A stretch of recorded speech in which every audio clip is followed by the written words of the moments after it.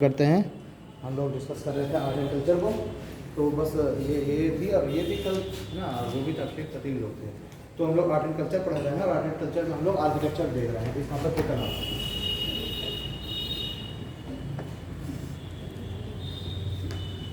Art and culture में हम लोग स्थापत्य कला पढ़ रहे हैं। स्थापत्य कला में हम लोगों ने कल पढ़ा था विहार निर्माण कला, है ना। हमने विहार निर्माण कला पढ़ा था और स्तूप निर्माण कला का कल पढ़ा था। ये दो टॉपिक हमने डिस्कस किए थे, विहार निर्माण कला और स्तूप निर्माण कला। ठीक है, अब इसके बाद हम लोग अगला जो हम लोग डिस्कस करेंगे वो पढ़ेंगे हम लोग मंदिर निर्माण कला। ठीक, तो इस दौरान हम देखेंगे कि जो गुप्त काल का सॉरी जो मौर्य काल का जो समय है ना, तो इस समय भी काफ़ी सारे जो विहार हैं, स्तूप हैं, इनका निर्माण चालू हो चुका था। और इसके हमें काफ़ी जगह पर हमें उल्लेख भी मिलते हैं, जैसे कि अशोक के द्वारा जो विहारों का निर्माण कराया गया, जो कहा गया उसने 84,000 स्तूपों का निर्माण कराया है। तो ऐसे हमको बहुत सारे हमें उल्लेख मिलते हैं। इससे पता चलता है कि इस दौरान विहार निर्मित हो रहे थे। ठीक है, विहार मैंने बताया था क्या होते हैं, सांस्कृतिक और शैक्षणिक केंद्र होते हैं। निवास स्थल भी विहारों के अंदर होते हैं। स्तूपों की हमने बात कर ली थी। अब थोड़ा सा कुछ फैक्चुअल पॉइंट लिखने में, इतना हमने विहार लिख लिए थे, कौन कौन से इंपॉर्टेंट विहार हैं, है ना। आज हम लोग थोड़ा सा लिखेंगे कौन कौन से इंपॉर्टेंट स्तूप हैं। ठीक है, तो हेडिंग डाल लीजिए प्रमुख स्तूप।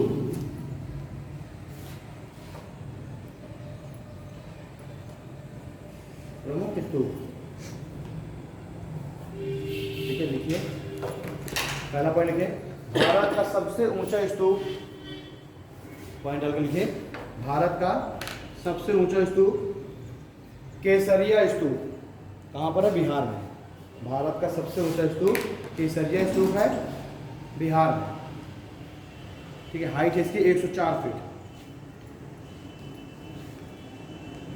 104 फीट हाइट है। ठीक है, केसरिया स्तूप, बिहार। दूसरा पॉइंट लिखिए सारनाथ का धमेक एवं चौखंडी स्तूप। सारनाथ का धमेक एवं चौखंडी स्तूप। हाँ, चौखंडी स्तूप। सारनाथ का धमेक और चौखंडी स्तूप। तीसरा लिखिए पीस पैगोडा। पीस पैगोडा कहाँ है? दार्जिलिंग में। पीस पैगोडा यह है दार्जिलिंग। ठीक है, पीस पैगोडा दार्जिलिंग। अगला है ड्रो चार्टन। चार्टन नेक्स्ट है ड्रो चार्टन। यह है गंगटोक में। गंगटोक,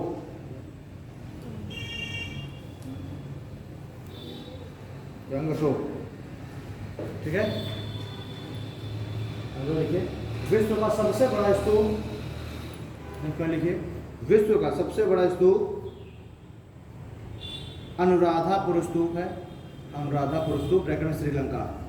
विश्व का सबसे बड़ा स्तूप, इसकी पहले राजधानी भी थी ना अनुराधापुर। विश्व का सबसे बड़ा स्तूप अनुराधापुर स्तूप है, श्रीलंका। ठीक है, और एक और इंपॉर्टेंट स्तूप लिखे भल्लाड स्तूप। ये है तक्षशिला में। तो जिस समय 16 जनपद थे और उस समय गांधार की राजधानी हुआ करती थी तक्षशिला, ये स्तूप उसी समय का है। भल्लाड, भल्लाड स्तूप तक्षशिला। ठीक है, आज वर्तमान में कहाँ है? ये पाकिस्तान में है। ठीक है, अब यहाँ पर एक वर्ड आया है पैगोडा। तो आखिरकार ये पैगोडा है क्या, है ना। तो जैसे हम लोग बोलते हैं, भारत में बोला जा रहा है स्तूप, ठीक है ना, तो इस तरीके से इसको पैगोडा भी इसी स्तूप का ही नाम है, चार्टन भी स्तूप का ही नाम है। ठीक है, अलग अलग जगह पर इसको अलग अलग नाम से जाना जा रहा है। तो जो श्रीलंकन्स हैं वो इसको कह रहे हैं पगोडा। ठीक है, अच्छा, चार्टन जो हमें देखेंगे, जो ईस्ट जो एशिया कंट्रीज़ हैं वो इसको कहते हैं चार्टन। ठीक है, तो है ये स्तूप का ही नाम है, पैगोडा भी चार्टन भी। हमारे यहाँ दो पैगोडा बड़े फेमस हैं, एक ब्लैक पैगोडा और एक वाइट पैगोडा। कहाँ है ये ब्लैक पैगोडा? उड़ीसा में ये सब वही कर सूर्य मंदिर। ठीक है। देखिए इस पहले क्या था कि एंशिएंट पीरियड पे जब कोणार्क के पास से जब जहाज निकला करते थे, कोणार्क का जो सूर्य मंदिर है ये इनको अपनी तरफ खींचता था, अट्रैक्ट करता था। ठीक है, तो इनको सबको लगा कि यार आखिरकार ऐसा क्या है यहाँ पर कि जब जहाज आते हैं भरे हुए तो यहाँ इस तरफ खींचने लगते हैं। तो फिर बाद में रिसर्च भी पता चला कि कोणार्क का जो सूर्य मंदिर है उसमें बहुत ज़्यादा क्या लगा हुआ, उसका मैग्नेट का प्रयोग किया गया है ना, मैग्नेट से क्लियर पिलर वगैरह लगाया गया। तो जब जहाज निकलता है, जहाज में उतार हुआ तो वो अपनी ओर खींचता है। तो उसको कोणार्क के सूर्य मंदिर को कह दिया गया ब्लैक पैगोडा। ठीक है, और जो जगन्नाथपुरी का मंदिर है इसको कहा गया व्हाइट पैगोडा। ठीक है, तो कुछ नहीं है, ब्लैक पैगोडा जो कोणार्क का सूर्य मंदिर है ब्लैक पैगोडा, और व्हाइट पैगोडा है जगन्नाथ मंदिर। ठीक है, व्हाइट क्यों कहा वो ऐसे उसको कह दिया गया है, वो आस्था है, कह दिया गया उसका नाम दिया गया। ठीक है, दोनों ही उड़ीसा में ही है ना। तो ब्लैक पैगोडा और व्हाइट पैगोडा, ये भी सब उड़ीसा में ये व्हाइट पैगोडा। हाँ। जगन्नाथ टेम्पल कहाँ पर है? यही तो है। ठीक है, देखिए स्तूपों को विभिन्न देशों में अलग अलग नामों से जाना जाता है। स्तूप को विभिन्न देशों में अलग नामों से जाना जाता है। जैसे भारत में स्तूप,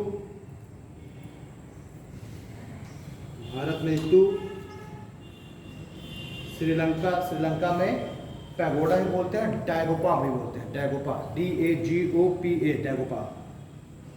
श्रीलंका में डैगोपा भी बोलते हैं। ठीक है, चार्टन बोलते हैं जो एशियाई देश है, और तिब्बत में तिब्बत लिखा गया, तिब्बत डैश करके लिखे चार्टन, CHARTEN चार्टन,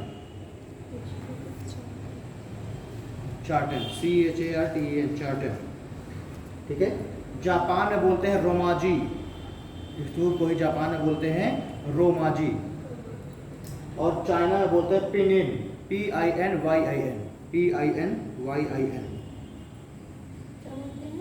पिनिन PINYIN। तिब्बत में क्या कहते हैं सर? चार्टन।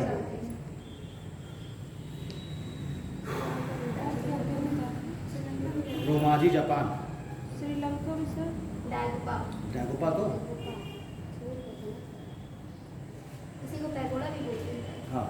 तो पैगोडा जो एक्चुअली जो वर्ड है, पैगोडा वर्ड यूज किया गया है रिलीजियस टेम्पल के लिए यूज किया गया है पैगोडा का, है ना। और रिलीजियस टेम्पल का है कि बुद्ध रिलीजन है उसके, तो बुद्ध रिलीजन के जो रिलीजियस टेम्पल हैं उनको पैगोडा नाम दिया गया है। ठीक है ना, तो लिख लीजिए कि बुद्ध धर्म में धार्मिक मंदिरों को पैगोडा कहा गया है, पैगोडा।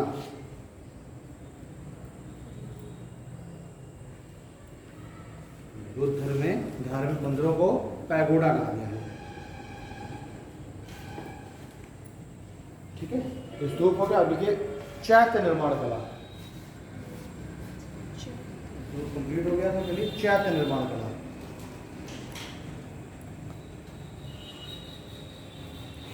लिखो चैत्य शब्द का प्रयोग, चैत्य शब्द का प्रयोग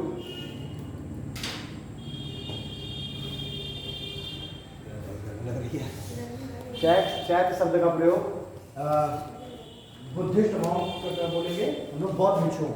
चैत्य शब्द का प्रयोग बौद्ध भिक्षुओं के समाधि स्थल के लिए किया जाता है। चैत्य शब्द का प्रयोग बौद्ध भिक्षुओं के समाधि स्थल के लिए किया जाता है। चैत्य शब्द का प्रयोग बौद्ध भिक्षुओं के समाधि स्थल के लिए किया जाता है, जहां पर उनकी समाधि वगैरह बना दी गई है, तो वही कहलाते हैं चैत्य। फिर स्टॉप लगा लिखिए। कालांतर में मतलब बाद में कुछ वर्षों में, कालांतर में यही समाधि स्थल, कालांतर में यह समाधि स्थल उपासना स्थल में तब्दील हो गए। कालांतर में ये समाधि स्थल उपासना स्थल में तब्दील हो गए। कालांतर में ये समाधि स्थल उपासना स्थल में तब्दील हो गए। ठीक है, फुल स्टॉप लगा के लिखिए। सामान्यतः सामान्यतः चैत्यों का निर्माण, सामान्यतः चैत्यों का निर्माण विहार के अंदर ही किया जाता था। सामान्यतः चैत्यों का निर्माण विहार के अंदर ही किया जाता था तथा कई स्थानों पर, सामान्यतः चैत्यों का निर्माण विहार के अंदर ही किया जाता था तथा कई स्थानों पर चैत्यों का निर्माण गुहाओं, गुहा होते हैं पत्थरों के फोटो बनाया जाता है गुफा, तो कई स्थानों पर चैत्यों का निर्माण गुहाओं के अंदर भी किया गया है। और इन गुहाओं की आंतरिक संरचना को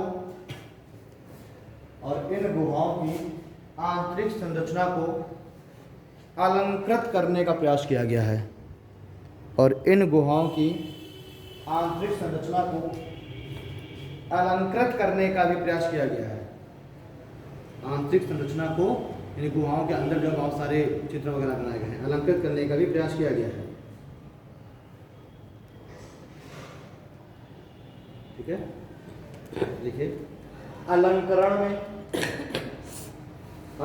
में कार्ले के चैत्य के अंतर्गत, कार्ले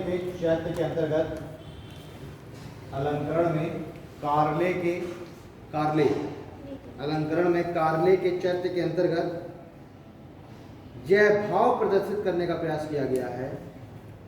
अलंकरण में कार्ले के चैत्य के अंतर्गत जय भाव प्रदर्शित करने का प्रयास किया गया है कि यह भाव प्रदर्शित करने का प्रयास किया गया है कि आंतरिक भागों की संरचना, ये भाव स्पष्ट करने का प्रयास किया गया कि आंतरिक भागों की संरचना स्तंभ में पिलर बना करके पूरा काले का चैत्य बनाया गया, पिलर काटे गए और इन पिलरों को अलंकृत किया गया है, इनमें डिजाइनें बनाई गई हैं। यह भाव प्रदर्शित करने का प्रयास किया गया है कि आंतरिक संरचना स्तंभ युक्त हो और इन स्तंभों को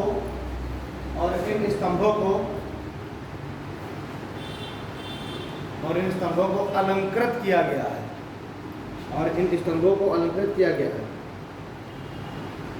ठीक है। कुछ प्रमुख चैत्य, इंपॉर्टेंट चैत्य। पहला कार्ले का चैत्य महाराष्ट्र में है, कार्ले चैत्य महाराष्ट्र। दूसरा पीतलपुरा चैत्य, ये भी महाराष्ट्र में है। कार्ले चैत्य महाराष्ट्र, पीतलपुरा चैत्य महाराष्ट्र, भाजा चैत्य महाराष्ट्र, भाजा पीतलपुरा, भाजा।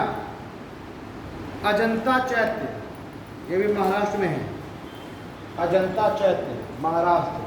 और एक है तेर चैत्य, ये आंध्र प्रदेश में। तेर चैत्य आंध्र प्रदेश।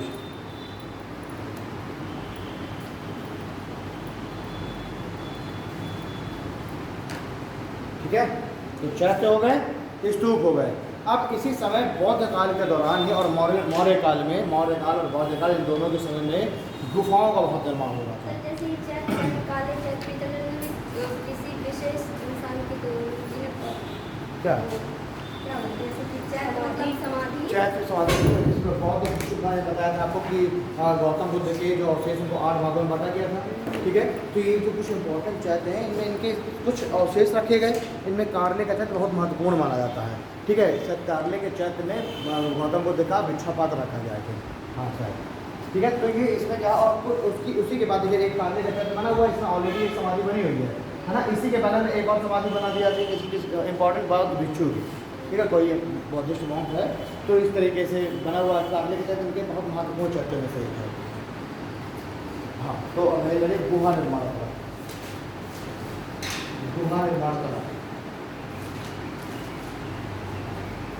तो मैं कह रहा था कि उस समय बौद्ध काल के दौरान, मौर्य काल के दौरान जो विहार हैं, बहुत सारे ऐसे विहार हमको मिले हैं जो कि गुफाओं में बनाए, उसमें पहाड़ों में बनाए गए हैं। पहाड़ों को काट काट करके गुफाओं का निर्माण कर दिया गया है और उन गुफाओं को एज अ विहार उनको यूज़ किया जा रहा है ना।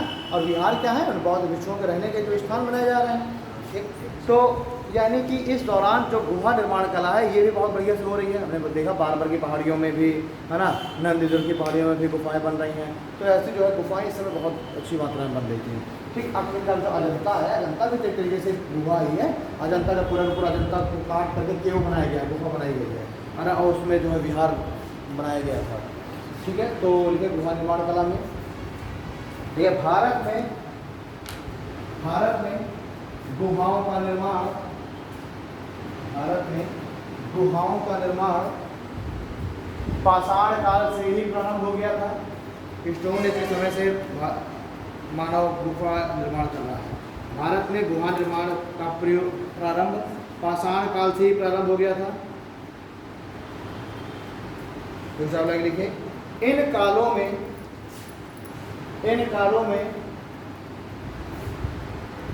में गुफा प्राकृतिक हुआ करती थी। इन कालों में गुफा प्राकृतिक हुआ करती थी तथा उनकी संरचना में अधिवास मतलब निवास, और उनकी संरचना में अधिवास के दृष्टिकोण से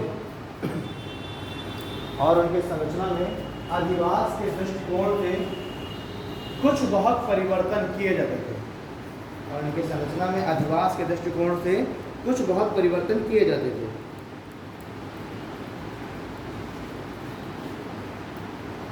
ठीक है, आगे देखिए, पाषाण काल की गुफाओं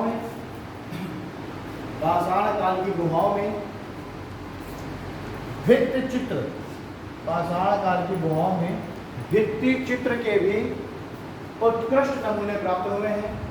पाषाण काल की गुफाओं में भित्ति चित्र के उत्कृष्ट नमूने प्राप्त हुए हैं। जैसे मध्य प्रदेश की भीमबेटका गुफा, भित्ति चित्र के उत्कृष्ट नमूने प्राप्त हुए हैं, जैसे मध्य प्रदेश की भीमबेटका गुफा।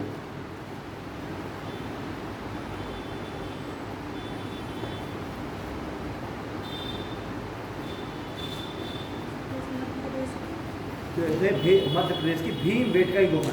ठीक है, तो भीमबेटका की गुफाएं क्या थी कि इनकी दीवारों में बहुत सारे भित्ति चित्र बनाए गए थे। भित्ति चित्र मतलब दीवारों में जो चित्र बनाए जाते हैं, भित्ति कहते हैं दीवार को, तो दीवारों में जो कुछ चित्र बना दिए गए तो क्या है, भित्ति चित्र। और ये जो चित्र है इन्हीं को रेखा चित्र कहा गया, क्योंकि ये जो इस समय जो चित्र मिले हैं हमें आज की तरह ये चित्र नहीं मिलते कि बिल्कुल बेहतरीन, बिल्कुल बनाया जाए, यानी हाथी बिल्कुल आपको लगे हाथी। वो कैसे बना दिया हाथी को? और बना दी, चार पाँव बना दिए, पूंछ बना दी, ठीक है ऐसे। और यहाँ पर आदमी बना दिए, ठीक है, और आदमी के हाथ में एक भाला पकड़ा दिया, ठीक, और ये ऐसे इसका शिकार करते हुए इधर पर एक आदमी बना दिया, ये इसको इसे भाला इसके हाथ में दे दिया और ये इसे मारते हुए। तो मतलब भीमबेटका गुफाओं में ना दूसरा जानवर, हाँ, तो वो ऐसे ही बने हुए हैं उसमें। अब मेरा कुछ ज़्यादा ही उत्कृष्ट बन गया है, इससे तो बहुत उनका बेहतर ही होगा, है ना, यानी कि कुछ ना कुछ लग रहा होगा ना कि हाथी है। अरे यार एक बार बताओ, अब ये सूंड किसके होती है बताओ? हाँ, तो जानवरों के सब सूंड करती होती है भाई, ये तो पूंछ हो गई, पूंछ तो सबकी है ना। सूंड किसके होती है जानवरों में? नहीं, ये तो हाथी की पहचान हो गई। ठीक सर, इसको समझ जाएंगे कि अदर जानवर होते हैं उनमें तुरंत अब उसमें जो है जैसे हिरण जैसी आकृति का बना हुआ है ना, एक ऐसे बना हुआ है, चार लोग इस तरीके से हैं, है ना, चार लोग इस तरीके से खड़े हुए हैं, और यहाँ पर ऐसे आग जल रही है, ठीक, और यहाँ पर ऐसे वो करके और इसमें एक जानवर इस तरह लटकाया गया है यहाँ पर, ठीक। तो देखा जा रहा है कि आग से जानवर को भूजा जा रहा है। तो इससे क्या पता चला कि उस समय स्टोन एज में लोगों को आग की पता चल गया था, तभी तो जला रहे हैं। और यहाँ पर देखिए ये क्या रेखा चित्र बने हुए हैं, मतलब यहाँ पर तो रेखा चित्र ऐसे ही बनाए हुए हैं उन लोगों ने। लेकिन इससे क्या पता चला कि लोग जो है जानवरों का शिकार कर रहे हैं, है ना, यानी कि औजारों का इस्तेमाल हो रहा है, भाला का इस्तेमाल, ये देखो हाथ में भाला है ना, यानी क्या है, भाला के द्वारा जानवर का शिकार किया जा रहा है। तो ऐसे भीमबेटका गुफा में इस तरह के चित्र प्राप्त हुए हैं, भूतिय चित्र है ना, जिसको हम रेखा चित्र भी कहते हैं। रेखाओं के द्वारा ये चित्र बने, रेखा ही तो है यार, क्या बना ये रेखा ही चित्र तो मैंने बना दिया, ये रेखा ही तो बना दी है ना। तो ऐसे घरों में जैसे बच्चे बनाते हैं तो रेखा चित्र को बनाते हैं दीवारों में कि वो हाथी बना देंगे प्रॉपर्ली। अरे अब हाथी उसने देखा होगा 4-5 दिन पहले, तो दीवार में स्टिक पेन उठा कर ऐसे ही हाथी बनाएगा, वो ऐसे ही हाथी बनाएगा कि बढ़िया से बिल्कुल उत्कृष्ट क्वालिटी का हाथी बनाएगा, ठीक है ना। तो ऐसे तरीके के चित्र बने हुए हैं भीमबेटका गुफा में, जिससे ये पता चलता है कि हाँ इस समय जो है लोगों को शिकार का भी पता था। आग लोग जो है जानवर को आग से भून के खाने लग गए थे, है ना, पका हुआ मांस खाने लग गए थे, इस तरीके से चीज़ें। तो पैरा का चयन करके लिखिए।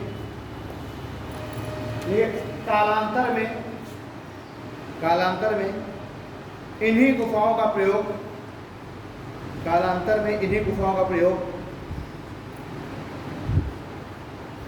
बौद्ध भिक्षु, कालांतर में इन्हीं गुफाओं का प्रयोग बौद्ध भिक्षु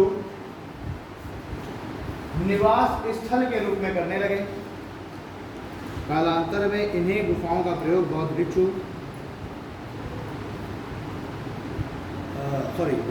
निवास में ध्यान के लिए, कालांतर में इन्हीं गुफाओं का प्रयोग बौद्ध भिक्षु ध्यान के लिए, ध्यान एवं उपासना के लिए करने लगे।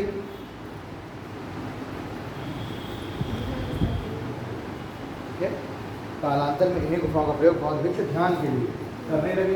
आगे लिखिए 5वीं शताब्दी 500 BC लिखो। 500 BC के आसपास, 500 BC के आसपास इन गुफाओं का प्रयोग, 500 BC के आसपास इन गुफाओं का प्रयोग हिंदू धर्म, इन गुफाओं का प्रयोग हिंदू धर्म में भी किया जाने लगा, हिंदू धर्म में भी किया जाने लगा।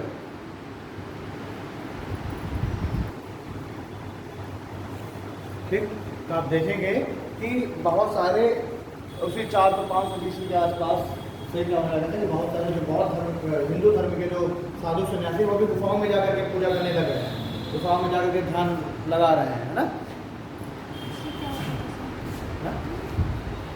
वहाँ मतलब उससे क्या फायदा होता है? शांति, और कहीं ना कहीं अब खुले में बैठ के थोड़ा ध्यान लगाएंगे, खुद तो उसको धूप से रक्षा हुई, पानी से रक्षा, बारिश से रक्षा हुई, है ना। तो ये सब चीज़ें, और दूसरी बात कहीं एकांत में बैठे हुए हैं वो खुले में थोड़ा बैठ के वो करेंगे, भाई खुले में बैठ के करेंगे तो उनका ध्यान भंग होगा, भाई पता चले बारिश हुई जा रही है, गर्मी पड़ी जा रही है और जानवरों का ज़्यादा खतरा, तो गुफाओं में तो कम से कम ये कुछ ना कुछ तो सेफ्टी रहेगी ना। तो बुद्ध जी तो बाहर ही जाके ऐसे किए थे ना, क्या कहा जाए, बहुत धर्म में प्रयोग होने लगा था, ठीक है। अब गौतम बुद्ध को कहा गया आपको कह देने जो ध्यान में किया है ना, तो उन्होंने भी तो कुछ ना कुछ सहारा लिया है, पेड़ का सहारा लिया है धूप और पानी से बचने के लिए, ठीक है। तो जो ये गुफाएं हैं इनका प्रयोग पहले तो बौद्ध धर्म में स्टार्ट हुआ, बौद्ध धर्म जो बौद्ध भिक्षु वो वहाँ उपासना कर रहे हैं, बाद में इन्हीं गुफाओं का प्रयोग हिंदू धर्म में किया जाने लगा, तो हिंदू जो साधु सन्यासी वो वहाँ जाकर के उपासना अपनी कर रहे हैं, आराधना कर रहे हैं, ठीक है। आगे लिखिए। गुहा निर्माण का विकास, गुहा निर्माण का विकास प्रायद्वीपीय भारत में अधिक हुआ है। गुहा निर्माण का विकास प्रायद्वीपीय भारत में अधिक हुआ है।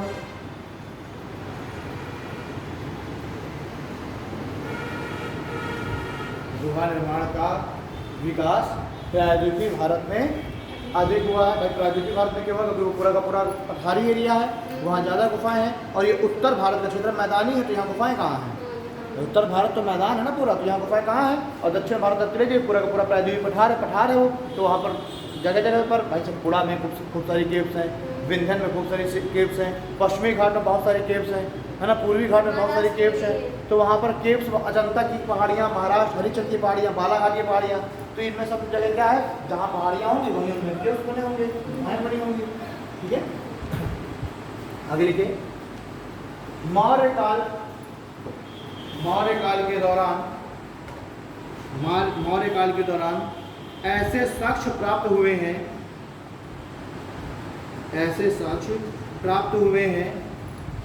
जिनमें यह उल्लेख मिलता है।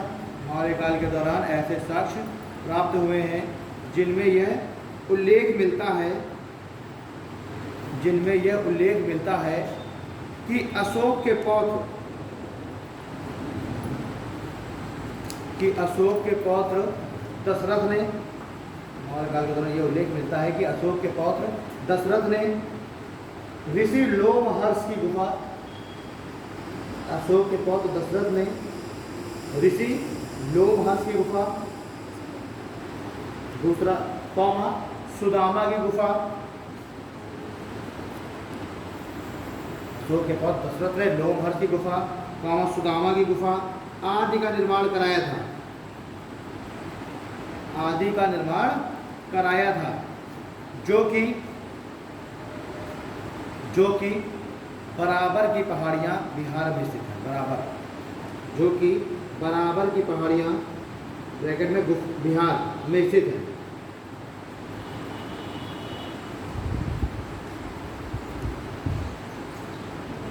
ठीक है, जो कि बराबर की पहाड़ियाँ बिहार में स्थित है। तो ये भी अच्छा क्वेश्चन है, बराबर की पहाड़ियाँ कहाँ है? बिहार में, है ना। वहाँ पर ही लोमहर्ष और सुदामा के लिए गुफाएं बनाई गई थी।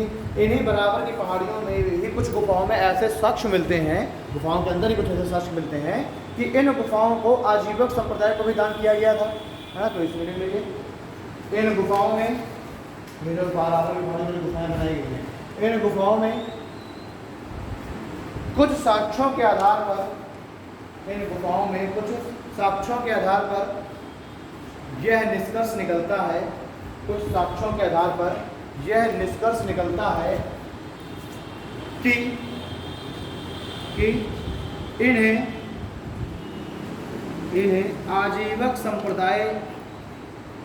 आजीवक संप्रदाय को दान में दिया गया था।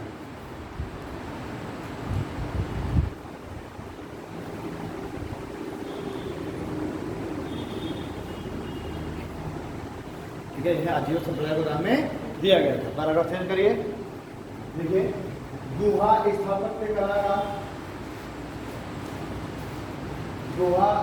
गुहा स्थापत्य कला अपने चरमोत्कर्ष पर, ऐसे गुहा स्थापत्य कला अपने चरमोत्कर्ष में, अपने चरम पर, गुहा स्थापत्य कला अपने चरमोत्कर्ष में गुप्त काल के दौरान पहुंची। गुहा स्थापत्य कला अपने चरमोत्कर्ष में गुप्त काल के दौरान पहुंची, जब अजंता तथा एलोरा की गुफाओं में, जब अजंता तथा एलोरा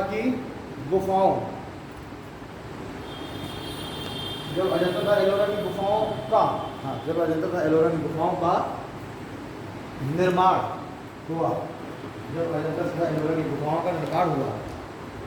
ठीक है, अब वहीं डालिए अजंता की गुफा से क्वेश्चन पूछना है। अजंता की गुफा,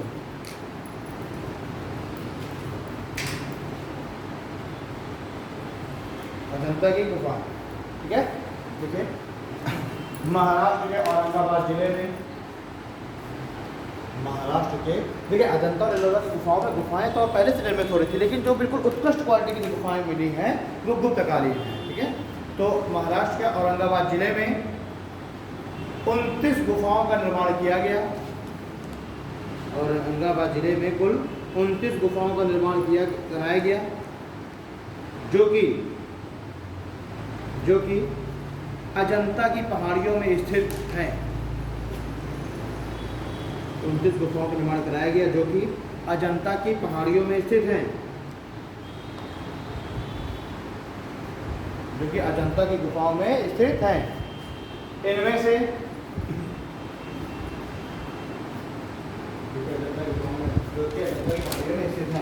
इनमें से 25 गुफाओं का प्रयोग, इनमें से 25 गुफाओं का प्रयोग,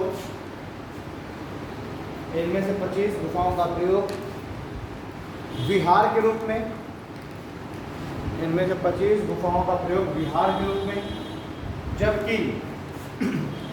जबकि 4 का प्रयोग, इनमें से 25 गुफाओं का प्रयोग विहार के रूप में, जबकि 4 का प्रयोग चैत्य के रूप में किया जाता था।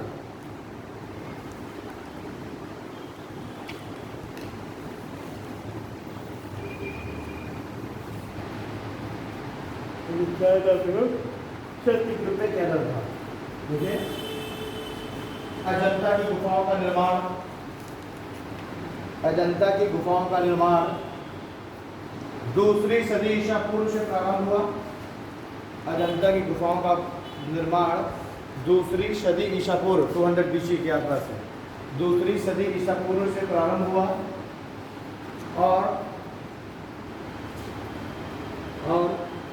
650 ईस्वी तक जारी रहा, और लगभग 650 ईस्वी तक जारी रहा।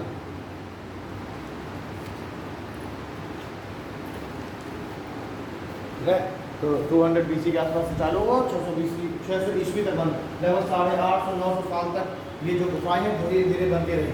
फिर वो इतनी टेक्नोलॉजी नहीं थी ना, और पत्थरों को काट कर बनाया जा रहा था, तो पत्थरों को काटने में समय लगे, तो लगभग 700-800 साल 900 साल में जाकर के ये सारी 29 गुफाएं जो आज हमें देखने में मिल रही हैं, इनको बनने में 800-900 साल का समय लगा है। ठीक है, देखिए इन गुफाओं के निर्माण में कई वंशों के शासकों ने योगदान दिया। इन गुफाओं के निर्माण में कई वंशों के शासकों ने योगदान दिया, परंतु सर्वाधिक महत्वपूर्ण योगदान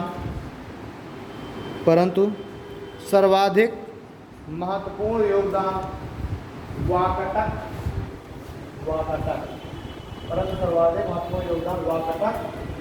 एवं गुप्त वंश के शासकों का रहा। परंतु सर्वाधिक महत्वपूर्ण योगदान वाकाटक एवं गुप्त वंश के शासकों का था।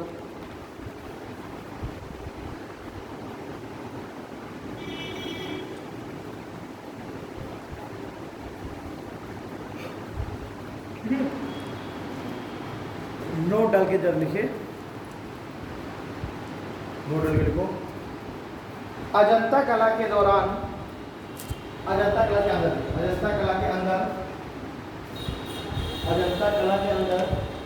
सिर्फ अजंता कला, नोट डाल के लिखना, अजंता कला के अंदर सिर्फ स्थापत्य कला का ही विकास नहीं हुआ था। अजंता कला के अंदर सिर्फ स्थापत्य कला, आर्किटेक्चर जो गुफाएं हैं सब इन्हीं का निर्माण नहीं हुआ था, बल्कि चित्रकला तथा मूर्ति कला का भी विकास हुआ। अजंता कला के अंदर सिर्फ स्थापत्य कला का ही विकास नहीं हुआ था, बल्कि मूर्ति कला और चित्रकला का भी विकास हुआ।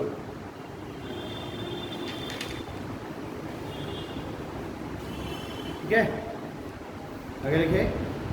अजंता कला में मुख्य रूप से बौद्ध धर्म को संरक्षण मिला है। अजंता कला में मुख्य रूप से बौद्ध धर्म को ही संरक्षण मिला है। अजंता कला में मुख्य रूप से बौद्ध धर्म को ही संरक्षण मिला है तथा बौद्ध धर्म की महायान शाखा के द्वारा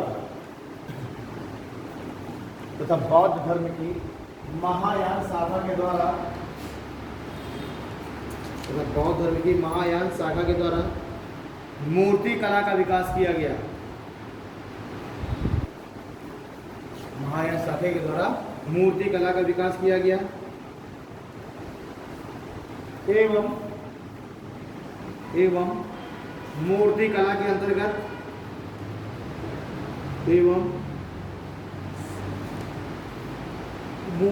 अंतर्गत बोधिसत्व की मूर्तियां, मूर्ति कला के अंतर्गत बोधिसत्व की मूर्तियां देखी गई हैं। ये बोधिसत्व की मूर्तियां पाई गई हैं। ठीक है, तो देखिए बौद्ध धर्म का जब विकास हुआ तो वो किस परिस्थिति में हुआ था। मैंने आपको बताया था कि जब उत्तर वैदिक काल में जो ये सनातन धर्म है, जो धर्म चला आ रहा था, इसमें बहुत सारी कुरीतियाँ आ गई थी, है ना। तो 600 BC से हम पहले चले, 600 BC से पहले हम चले तो हम कहाँ देखा, उत्तर वैदिक काल में। मैंने आपको पढ़ाया था ऋग्वैदिक काल, जिसे वैदिक काल कहते हैं, फिर उत्तर वैदिक काल। तो ऋग्वैदिक काल में तो फिर भी चीज़ें ठीक है ना। वहाँ पर जो वर्ण व्यवस्था वो क्या कर्म आधारित है, स्त्रियों की जो दशा है वो समाज में सही है। लेकिन उत्तर वैदिक काल में, ऋग्वैदिक काल के बाद उत्तर वैदिक काल में समाज में स्त्रियों की दशा खराब होनी चालू हो गई। ठीक है, यहाँ पर जो वर्ण व्यवस्था है वो कर्म आधारित हो गया। ठीक है, और बहुत सारी इसमें कुरीतियाँ आ गई, जैसे कि पशु बलि, है ना, ये सब बहुत चरम पर आ गई। ठीक, देवताओं को खुश करने के लिए पशु बलि दी जाने लग गई थी, और बहुत ज़्यादा मतलब एक तरीके से मैं कहता हूँ कर्मकांड वगैरह ये इसका बहुत ज़्यादा प्रयोग होने लगा था। तो कुछ ऐसे समाज के तबके भी थे जो इस सबसे खुश नहीं थे, है ना, वो उसको मानते थे कि ये बुराई है आगे ये सब। तो उन्होंने ऐसे ही कुछ लोगों ने ही, मैं कहता हूँ कि ऐसे ही कुछ जो लोग हैं जो कि इससे क्या हो गए थे, इससे नाखुश थे, उन्हीं ने बौद्ध धर्म की स्थापना कर ली। भाई उन्हीं में से तो एक महात्मा बुद्ध भी हम मान सकते हैं ना। महात्मा बुद्ध, भाई हम यही तो देखेंगे कि भाई उस समय उत्तर वैदिक काल में तो चरम पर पहुंच गया है अराजकता। ठीक, कर्मकांड बिल्कुल धर्म में आ चुका है, मूर्ति पूजा ये सब चीज़ें, आडंबर वगैरह ये सब धर्म का हिस्सा बन गया है। तो ऐसे ही कोई एक व्यक्ति तो थे गौतम बुद्ध, जो कि इस धर्म से क्या थे, इस धर्म से उनका मन जो है हट गया कि यार इसमें हिंसा बहुत हो रही है, जानवरों की पशु बलि दी जा रही है ना, समाज में इतना विभेद है, हाँ, जन्म आधारित समाज हो गया है, वर्ण व्यवस्था समाज में बहुत स्तर पर है, महिलाओं की दशा खराब है। तो ऐसे ही एक व्यक्ति महात्मा बुद्ध थे जिन्होंने क्या किया, इससे ऊब करके एक नए धर्म की स्थापना कर दी, बौद्ध धर्म। और अब बौद्ध धर्म में आप देखिए, बौद्ध धर्म का जो भी उसका उद्देश्य है, जो भी बौद्ध धर्म में चीज़ें शामिल की गई हैं, सब आपको लग रहा है कि बिल्कुल हिंदू धर्म से अलग किया कर दिया गया है, सनातन से। हिंसा को निषेध किया गया, अहिंसा पर पूरी तरीके से बल दिया गया, ठीक है, चोरी वगैरह ये सब चीज़ें है ना, कर्मकांड इन सबको हटाया गया, कोई भी वर्ण व्यवस्था नहीं होगी, किसी भी तरीके का कर्मकांड नहीं होगा, ठीक है, महिलाओं को समाज में उचित दर्जा मिलेगा। ये सब चीज़ें आप देखें अगर ध्यान से कि वही सब है जो उत्तर वैदिक काल की जस्ट बाद बौद्ध धर्म स्टार्ट हो रहा है, बौद्ध काल, और उसमें जो कुरीतियाँ जो आ गई थी उन्हीं कुरीतियों को दूर करने का प्रयास किया बौद्ध धर्म में, ठीक है। तो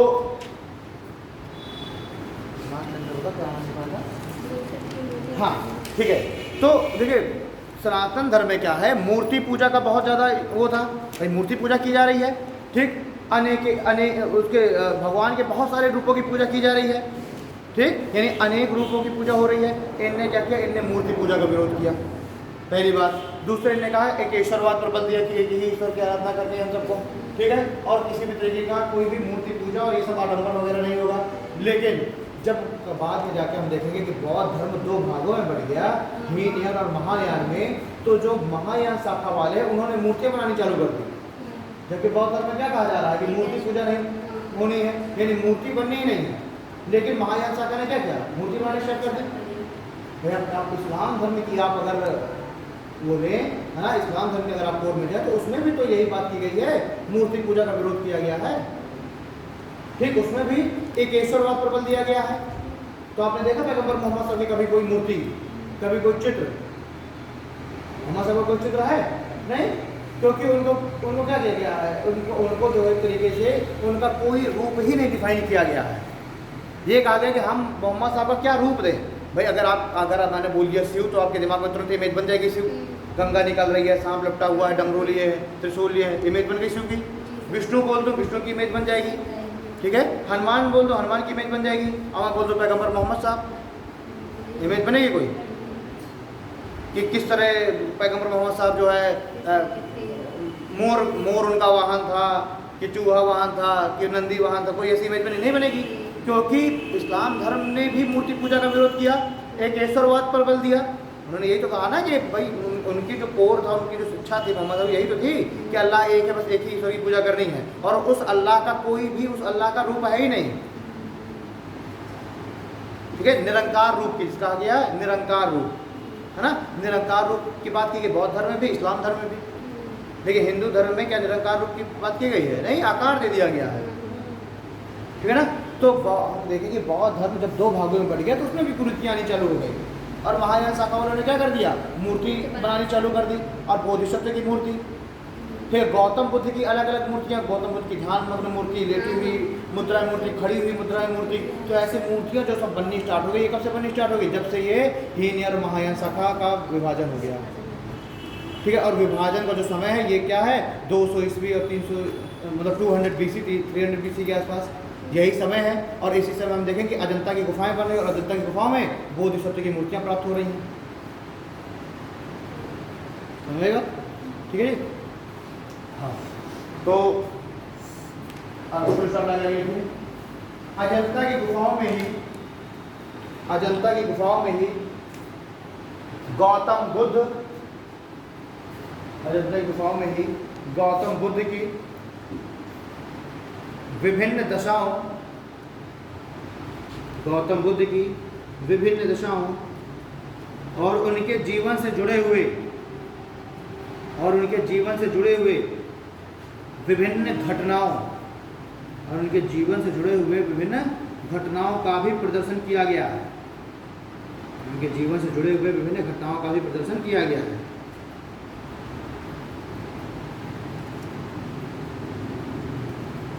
ठीक है।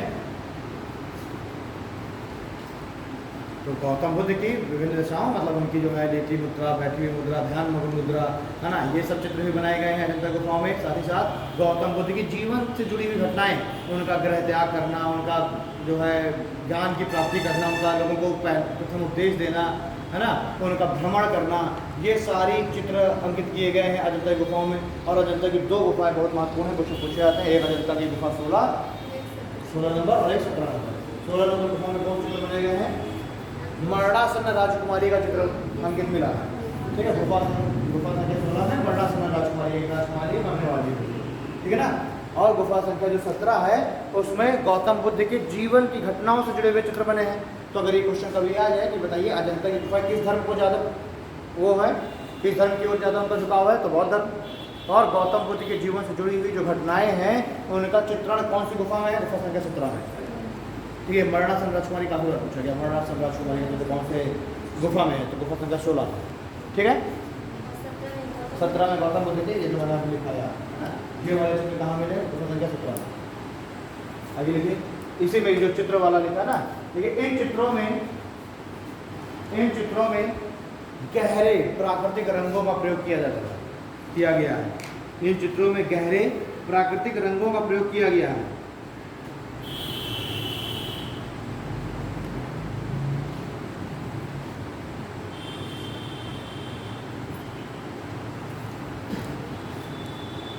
ठीक है।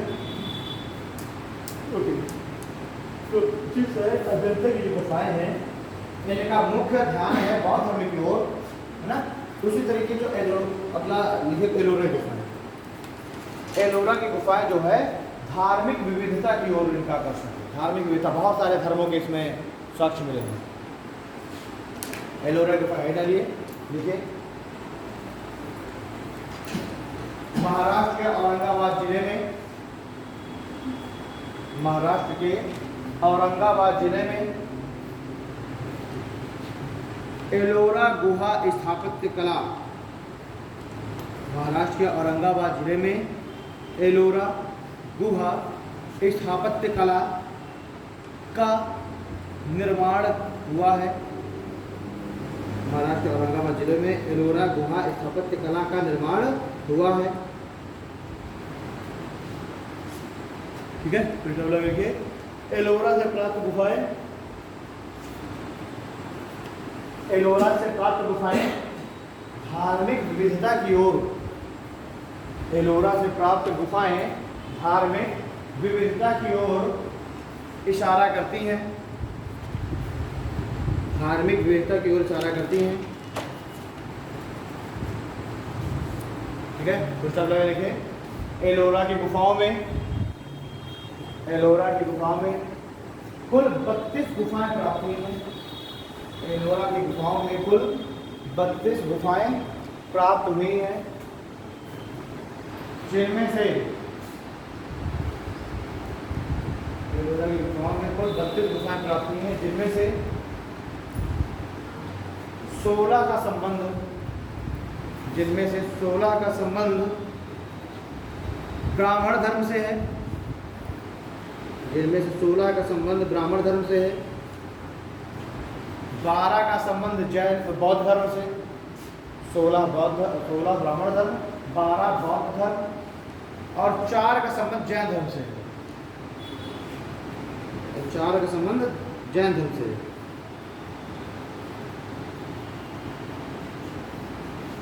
ठीक है। देखिए तो शब्द लिखिए इन गुफाओं का निर्माण, इन गुफाओं का निर्माण 5वीं सदी ईस्वी से 500 AD से चालू हो रहा है। इन गुफाओं का निर्माण 5वीं सदी ईस्वी से 11वीं सदी ईस्वी के बीच हुआ। इन गुफाओं का निर्माण 5वीं सदी ईस्वी से 11वीं सदी ईस्वी के मध्य हुआ। ठीक है। और इनके निर्माण में सबसे प्रमुख योगदान राष्ट्रकूट वंश के शासकों का था। और इनके निर्माण में सबसे प्रमुख योगदान राष्ट्रकूट वंश के शासकों का था।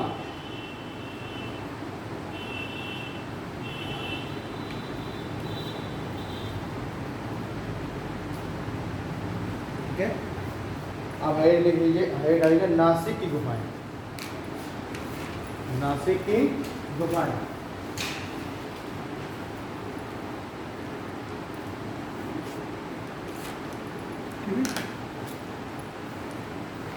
वो अजंता की पहाड़ियों में थी। ये जो नासिक गुफाएं पश्चिमी घाट में बनी है। ठीक है। पश्चिमी घाट ताप्ती नदी मोहने से चालू होता है ना पश्चिमी घाट, और आएगा यहाँ तमिलनाडु तक, कन्याकुमारी तक। तो ये जो पश्चिमी घाट है, जिस तरीके से उसका देखिए,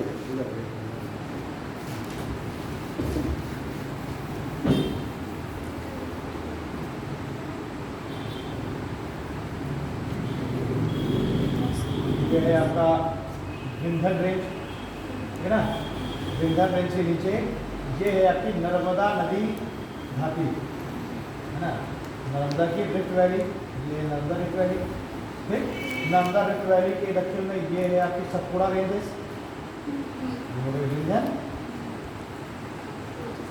ये नर्मदा रिफ्ट वैली, नर्मदा की भैंस घाटी, है ना। इसे नर्मदा भैंस घाटी में नर्मदा नदी बहती है। और हम देखते हैं कि ढाल की विपरीत दिशा में बहती है, क्योंकि भारत का ढाल कहाँ है? भारत का ढाल ऐसा है, इधर की ओर है ना, दक्षिण पूर्व की ओर। लेकिन फिर भी नर्मदा नदी कहाँ बह रही है? यहाँ बह रही है। ठीक। उसके नीचे आती है सतपुड़ा रेंजेस, ये सतपुड़ा के नीचे ये है ताप्ती भैंस घाटी। ठीक है। ये भी सर अरब सागर में बैठी है क्या?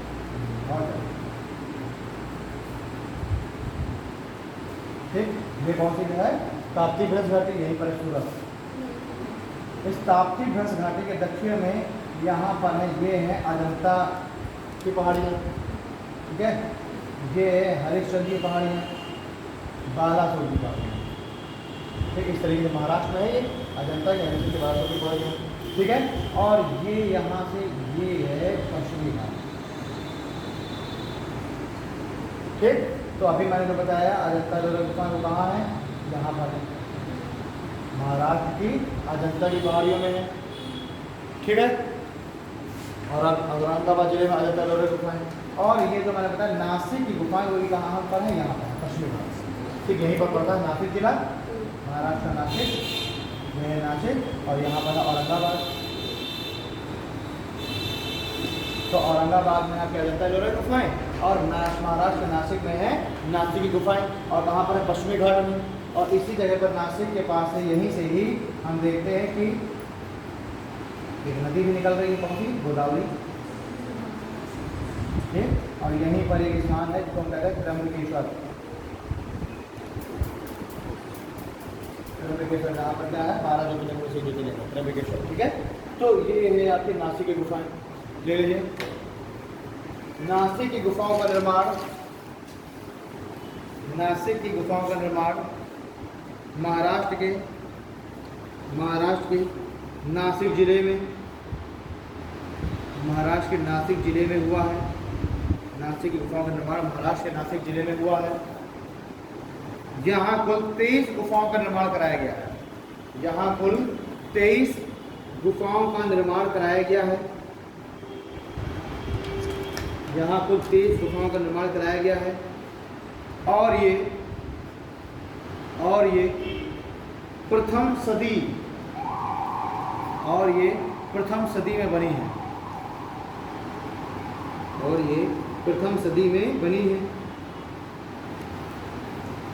ठीक है। फुल स्टॉप लगा लिखिए।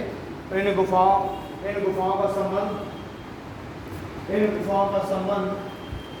बौद्ध धर्म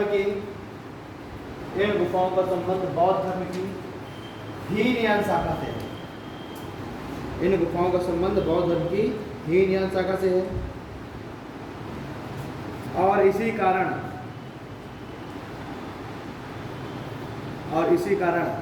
यहाँ बुद्ध की कोई भी प्रतिमा प्राप्त नहीं होती। और इस कारण यहाँ बुद्ध की कोई भी प्रतिमा प्राप्त नहीं होती।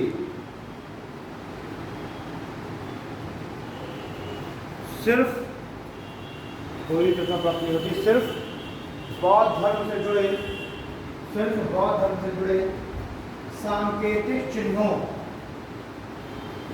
सिर्फ बौद्ध धर्म से जुड़े सांकेतिक चिन्हों का ही प्रयोग मिलता है। बौद्ध धर्म से सांकेतिक, जैसे चक्र बन गया, चक्र मतलब धर्म चक्र प्रवर्तन हो गया है ना, घोड़ा यानी ग्रह त्याग, ठीक है। तो सिर्फ बौद्ध धर्म से जुड़े इसका प्रयोग मिलता है, सांकेतिक चिन्हों का प्रयोग मिलता है, ठीक है जी। ये हो गया आपका गुहा निर्माण कलाएं। अजंता एलोरा गुफा गुंबद से कुछ संबंध है, ठीक है। अब देखिए स्तंभ निर्माण कला।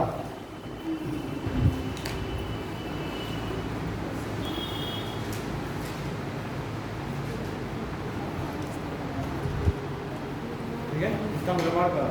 देखिए भारत में स्तंभ निर्माण कला का संबंध,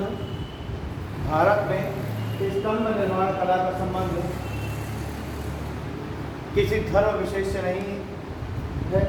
भारत में स्तंभ निर्माण कला का संबंध किसी धर्म विशेष से नहीं है, अपितु यह किसी धर्म विशेष से नहीं है, अपितु यह धर्मनिरपेक्ष स्थापत्य का उदाहरण है। अपितु यह धर्मनिरपेक्ष स्थापत्य का उदाहरण है।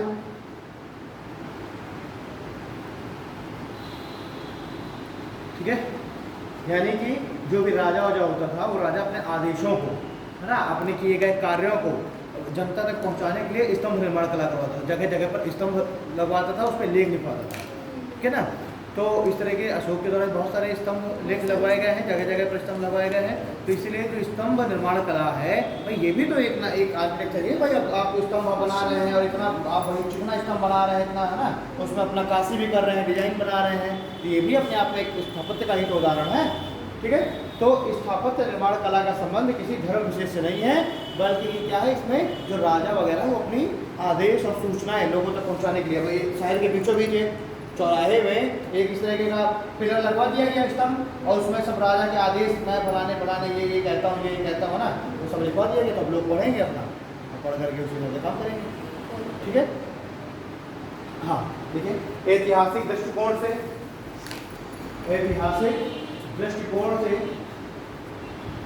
स्तंभ निर्माण कला का प्रारंभ, ऐतिहासिक दृष्टिकोण से स्तंभ निर्माण कला का प्रारंभ 5वीं सदी ईसा पूर्व में, ऐतिहासिक दृष्टिकोण से स्तंभ निर्माण कला का संबंध 5वीं सदी ईसा पूर्व में ईरान में हुआ था। 5वीं सदी ईसा पूर्व से ईरान में हुआ था, ठीक है। तो 5वीं सदी ईसा पूर्व में ईरान में हुआ था। और कोई बार क्वेश्चन पूछा था कि अशोक के जो स्तंभ लेख हैं, है ना, ये कहाँ से प्रेरित है, तो ईरान से प्रेरित होकर किसने लगवाया है। तो शब्द लिखिए, जबकि भारत में ऐसे स्तंभ लेखों का प्रारंभ, जबकि भारत में ऐसे स्तंभ कलाओं का प्रारंभ, जबकि भारत में ऐसे स्तंभ कलाओं का प्रारंभ 3वीं सदी ईसा पूर्व में हुआ था। भारत में ऐसे स्तंभों का प्रारंभ 3वीं सदी ईसा पूर्व में हुआ था, तथा 3वीं सदी ईसा पूर्व 300 BC, है ना, 3वीं सदी ईसा पूर्व में हुआ था, तथा मौर्य काल को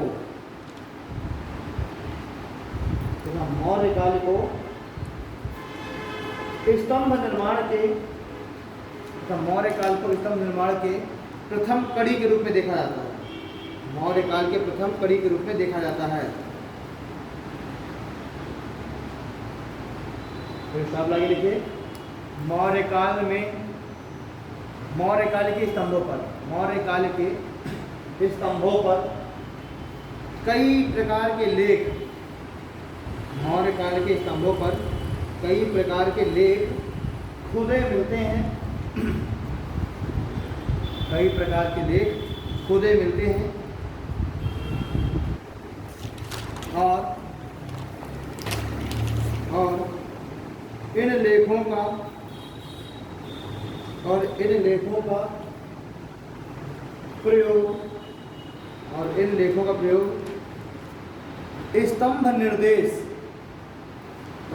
का प्रयोग स्तंभ निर्देश के रूप में किया जाता था।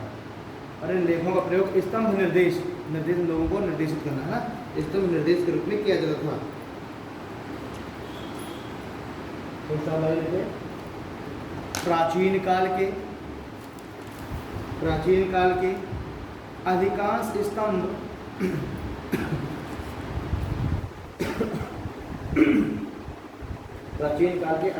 स्तंभ प्रस्तरों के बने हुए हैं। प्रस्तर मतलब पत्थर। प्राचीन काल के अधिकांश स्तंभ प्रस्तरों के बने हुए हैं, परंतु प्राचीन काल के अधिकांश स्तंभ प्रस्तरों के बने हुए हैं, परंतु विभिन्न कालों में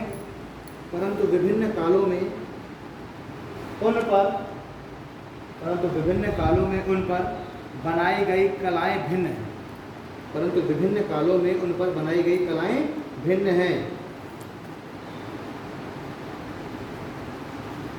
फिर स्टॉप लगा के लिखे। वहीं गुप्त काल में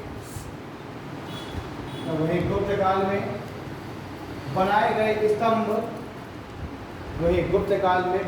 स्तंभ धातु से निर्मित है। वहीं गुप्त काल में बनाए गए स्तंभ धातु से निर्मित है, धातु, ठीक है, जो कि मेहरौली में स्थित है। मेहरौली का स्तंभ जो है काहे का है? वो पत्थर का नहीं है, वो है धातु का है, लोहे का है। सोचिए कि उस समय जो मेटलर्जी है वो इतनी बढ़िया स्तर पर थी कि उसमें अभी तक जंग नहीं लगा है। ये सोचिए, ये है इम्पोर्टेंट उसमें, है ना, कि भाई लोहे का जबकि बना है, आयरन का है, लेकिन आज तक उसमें अभी तक क्या है? जंग नहीं लगा है। दिल्ली में मेहरौली, ठीक है। तो मेहरौली का जो दिल्ली का मेहरौली जगह है वहाँ पर लगा हुआ है ये आयरन पिलर। फिर बाकी सब तो पत्थर के हैं, लेकिन ये क्या है? ये आयरन का है, लोहे का है। और इतना सोचो कि गुप्त काल का है, लगभग 350-400 ईस्वी का है ना, लगभग 1700-1800 साल हो गए। और इसमें अभी तक जंग नहीं लगा, क्योंकि खुले में लगा हुआ है। ऐसा नहीं कि कहीं इसको ढका हुआ गया, खुले में लगा हुआ है। ऐसे तुम लोगों ने तो 4 दिन में जंग लग जाएगा। 18 साल से है। मैं क्या कह रहा हूँ कि उस समय जो मेटलर्जी है, हाथ उतर की जो मिली, वो इतनी मतलब उन लोगों को इतना नॉलेज था कि उसमें जो है आयरन में कौन सी धातु ने मिला दी। आयरन में कुछ ना कुछ मिलाया होगा उनमें। तो भाई अगर लेप लगा दे तो लेप तो पानी में धुल ना जाएगा कुछ दिनों में, तो उसमें आयरन के साथ कोई धातु मिलाई गई है, जिससे कि उसमें क्या जंग नहीं लग रहा है, जंग प्रतिरोधक हो गया है। ठीक है, फिलहाल है मैं गया नहीं हूँ, जा नहीं पाया हूँ, लेकिन मतलब दिल्ली में मैं रहा 5 साल रहा, लेकिन कहीं जा नहीं पाया है। मैं यहाँ तक कुतुब मीनार नहीं गया, वो बताओ, ठीक है ना। तो जो है एक ही बार जब गए थे सुबह, है ना, जहाँ पहुँचे हैं हम लोग दिल्ली, और हॉस्टल में 2-3 दिन के बाद ही प्लान बनाए थे, तो लाल किला गए थे। जब गए थे दिल्ली, तब जब गए उसके वहाँ पहुँचने के और 3-4 दिन के बाद लाल किला एक बार गया हूँ मिला है ना। और उसके बाद 4-5 साल वहाँ रहे, कहीं नहीं गए, लाल किला ना हुआ है, पढ़ाई में काबत गए ही नहीं, ठीक है, पढ़ाई में काबत है। ठीक है, तो अच्छा था वहाँ, 2-3 बार अच्छा था, हम जरूर गए हैं। बाकी ये जैसे मेहरौली हो गया, कुतुब मीनार हो गए, ठीक है, हौज खास हो गया, कहीं नहीं गए। लेकिन हाँ ये है उसका, हाँ इमेजेस वगैरह देखिए कि आयरन कोल है पूरा, इमेजेस देखिए, मैं जान कर।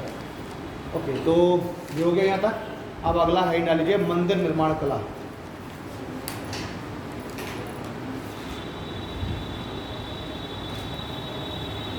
मंदिर निर्माण कला,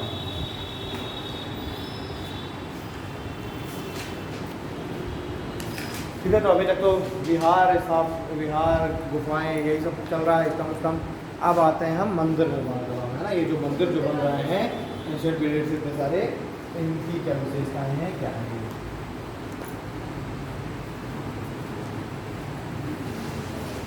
लिखे, मंदिरों का संबंध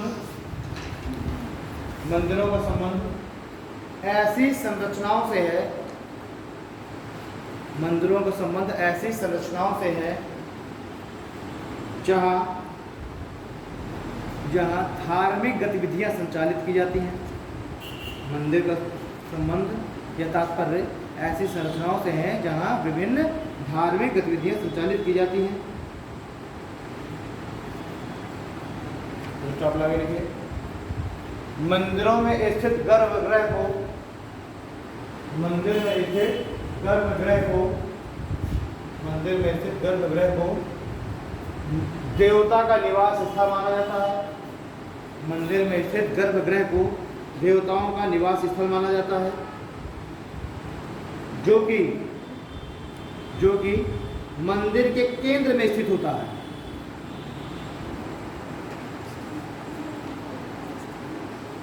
जो कि मंदिर के केंद्र में स्थित होता है।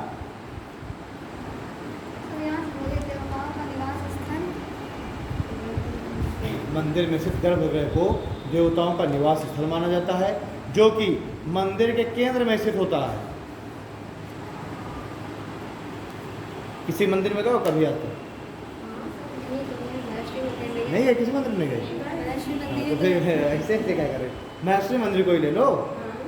तो उसमें भी जो मुख्य जो देवी देवता वो मंदिर के एक पूरे कैंपस के सेंटर में ही है ना, इतने किनारे में कोने में बैठा दिया, सेंटर में है, ठीक है। उसको माना था गर्भगृह।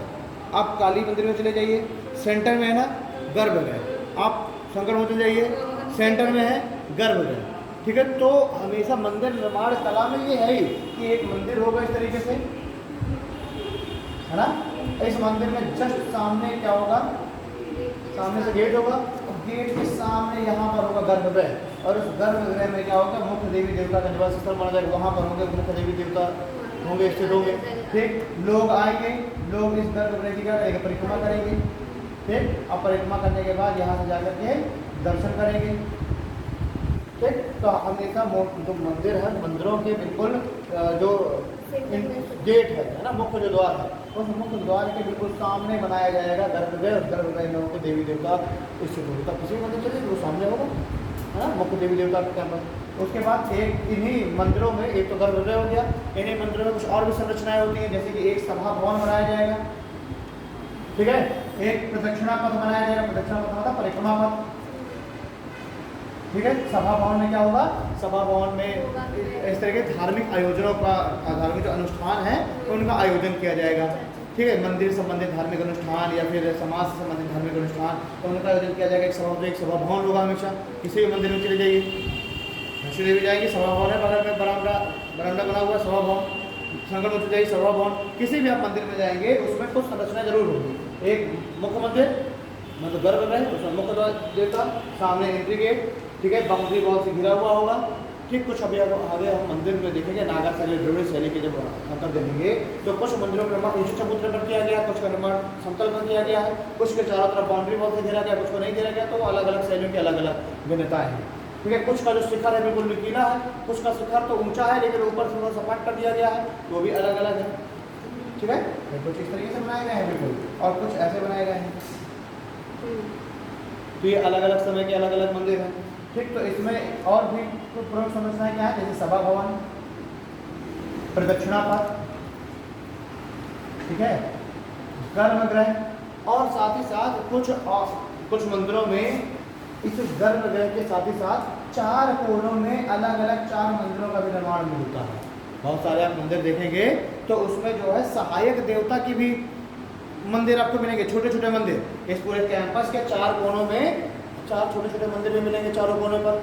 तो इसमें क्या होता है, इसमें उप देवता होते हैं। उप देवता भाई, मुख्य देवता तो ये हो गया, इसमें होंगे उप देवता। ये जो उप देवता है, ये जो मुख्य देवता है, इनके पति या पत्नी की इसमें मूर्ति स्थापित होंगी। मान लीजिए अगर शिव को समर्पित ये मंदिर है तो इस 4 कोनों में अगर आप देखेंगे तो उसमें एक मंदिर जो है पार्वती का होगा, एक गणेश का होगा, है ना, कुछ और भी उपदेवता होंगे। तो ऐसे 4 कोनों में उपदेवताओं के मंदिर होंगे, बीच में होगा गर्भगृह। ठीक है, तो लिखे इन मंदिरों में, कहाँ तक लिखा तो जो कि मंदिर के केंद्र में जो मंदिर के केंद्र में स्थित होता है वही है। इन मंदिरों में कुछ अन्य संरचनाएं, मंदिरों में कुछ अन्य संरचनाएं, सभा भवन, मंदिरों में कुछ अन्य संरचनाएं, सभा भवन, प्रदक्षिणा पथ, सभा भवन, प्रदक्षिणा पथ आदि भी होते हैं।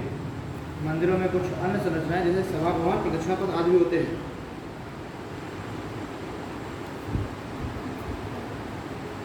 ठीक है,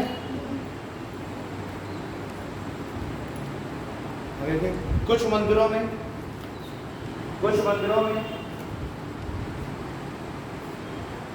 गर्भगृह के चारों कोनों पर, कुछ मंदिरों में गर्भगृह के चारों कोनों में उपदेवता के मंदिर भी स्थित मिलते हैं। गर्भगृह के चारों कोनों में उपदेवता के मंदिर भी स्थित मिलते हैं।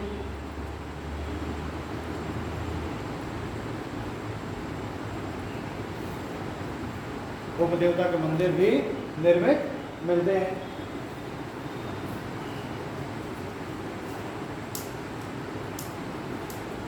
क्या हम बताने वाला है इसके बाद समझ चलिए। हाँ, साउथ के अगर आप मंदिर देखेंगे, दक्षिण भारत के, हाँ,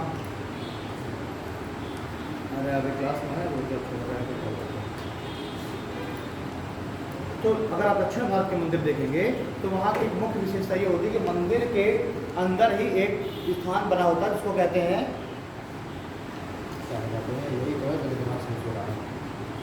ये मंडप। ठीक है ना, जैसे कि यहाँ पर जो उत्तर भारत के मंदिर है उनमें होता है सभा भवन बोल देते हैं, और दक्षिण भारत में एक कैंपस इस तरह किनारे में और बना होगा मंदिर के अंदर ही, तो उसको बोलते हैं मंडप। और इन मंडपों की बुकिंग होती है, क्या है कि शादियों के लिए।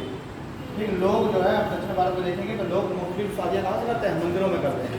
ठीक है, तो वहाँ पर सुबह मॉर्निंग में शादी होती है, वहाँ पर ऐसा कल्चर वहाँ पर इतना ज़्यादा नहीं है, वहाँ पर लोग क्या करते हैं, मॉर्निंग में शादी होती है। ठीक है, और ये क्या किया जाएगा, मंडप में लोग शादी करते हैं। मंदिर के अंदर ही एक स्थान होगा जिसे कहते हैं मंडप। इस मंडप, ये मंडप ही शादियों के लिए लोग क्या कर लेते हैं, बुक कर लेते हैं, और इन मंडप में शादियों की लिमिटेड लोगों के साथ शादी हो करती है। हमारे तरह ज़्यादा भीड़ भाड़ नहीं होती। लोग क्या करें, लिमिटेड लोगों को बुलाएंगे, शादी हो जाएगी घर परिवार वालों के साथ, अब बाद में फिर क्या कर देंगे, रिसेप्शन दे देंगे, रिसेप्शन में सबको बुला लेंगे। ठीक है, तो मंदिरों के अंदर ही दक्षिण भारत की जो भी आपको मंदिर मिलेंगे तो उसमें एक संरचना और मिलती है जिसे कहते हैं मंडप। मंडप का प्रयोग प्राप्त करने के लिए करते हैं, शादी के लिए करते हैं। ठीक है, अब पढ़ाएंगे कल। ठीक, मंदिर निर्माण कला कल हम लोग कंप्लीट कर लेंगे, तो उसमें जो और संरचना है वो देख लेंगे। Okay, thank you.